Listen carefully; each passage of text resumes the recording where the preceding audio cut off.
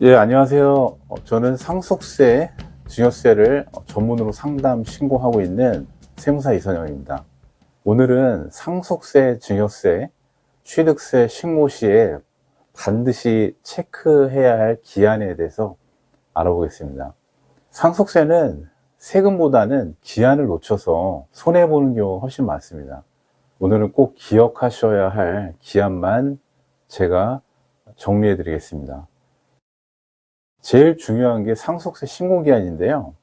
상속 개시일이 속하는 날의 말일로부터 6개월 이내 신고하셔야 됩니다. 예를 들어서 2026년도 1월 1일에 아버지가 사망하신 경우 상속세 신고 기한은 2026년 7월 11일까지입니다.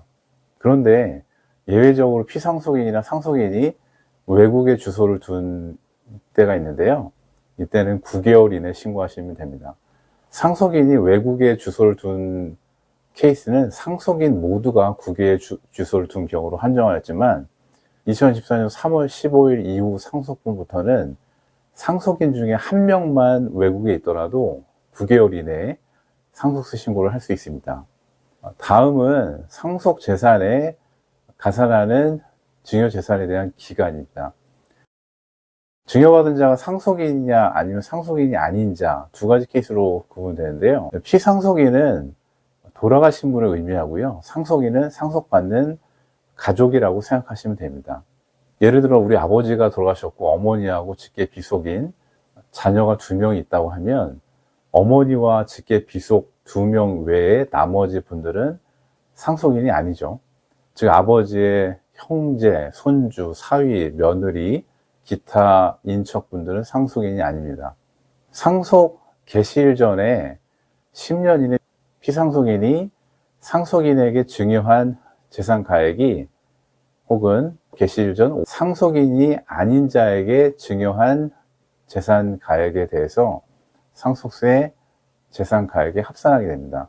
그 취지에 대해서 설명을 드리자면 피상속인이 장차 상속세의 과세 대상이 될 재산을 상속 개시 이전에 상속인이 될 자 등에게 증여로 이전을 하는 경우에는 고율의 누진세율에 의한 상속세 부담을 회피할 수 있기 때문에 상속세 회피를 예방하기 위함입니다.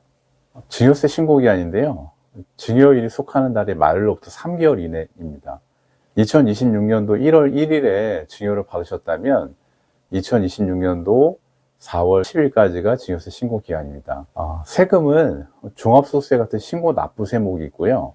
상속 증여세와 같이 정부 부과 조세 방식 세목이 있습니다.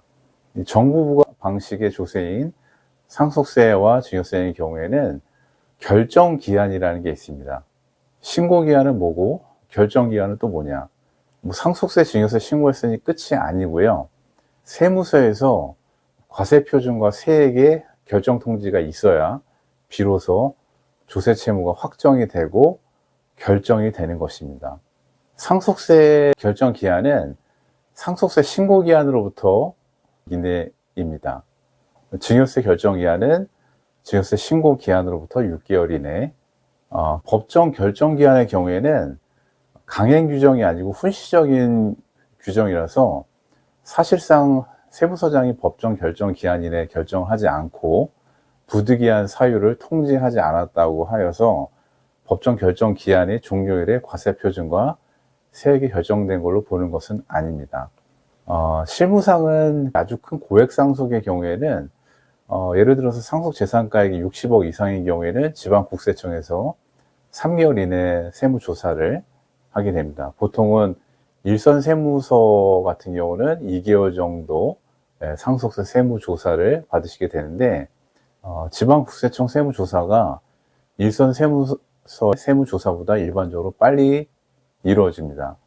조사가 종결되면 세무조사 결과 통지서를 받으시게 되고 조사 내용에 의의가 없으시면 세금 고지를 빨리 받을 수 있게 조기결정 신청서를 제출하고 조사 내용이 문제가 있다고 판단되는 경우에는 과세예고 통지서를 받은 날로부터 10일 이내에 과세전 적부심사 청구를 할 수 있습니다.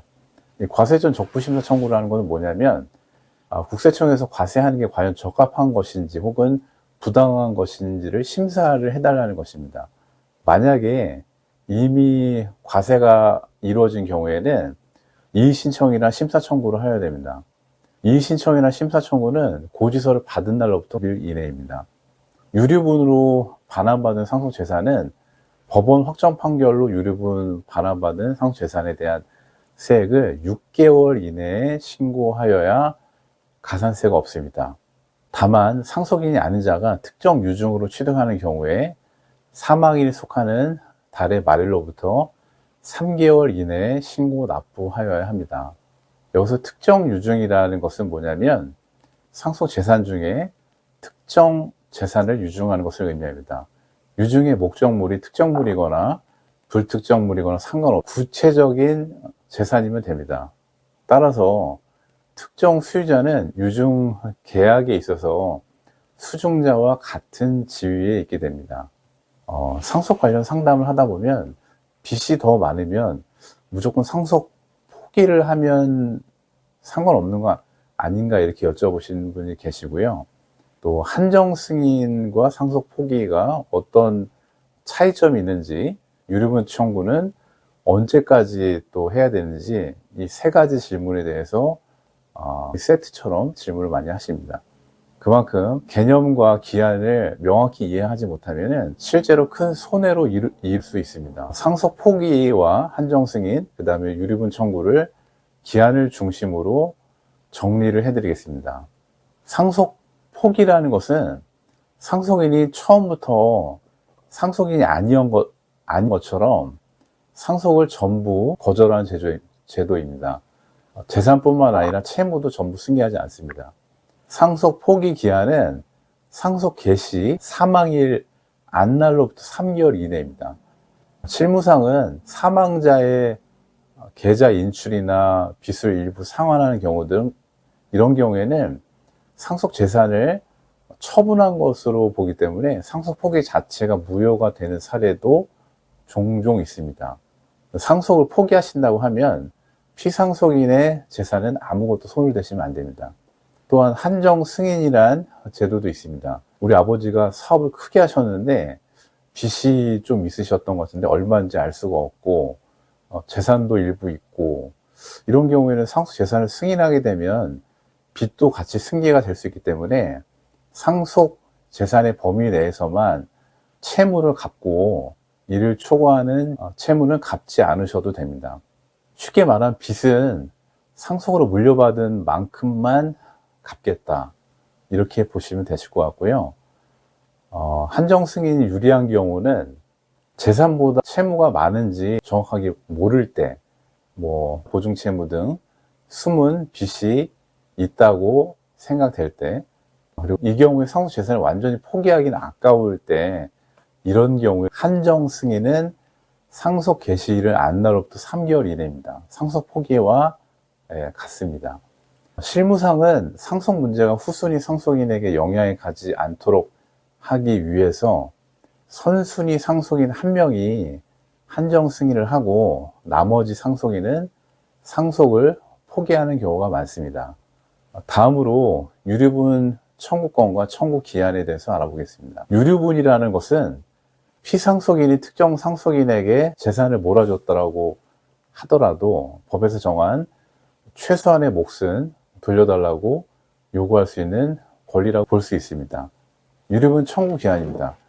침해 사실을 안 날로부터 1년 이내, 또 상속 개시로부터 10년 이내, 이 둘 중에 먼저 도래하는 기한이 기준입니다. 결국 상속 개시로부터 10년이 넘어가면 유류분 청구 기한은 없어지게 될 것 같습니다. 취득세 신고 기한인데요.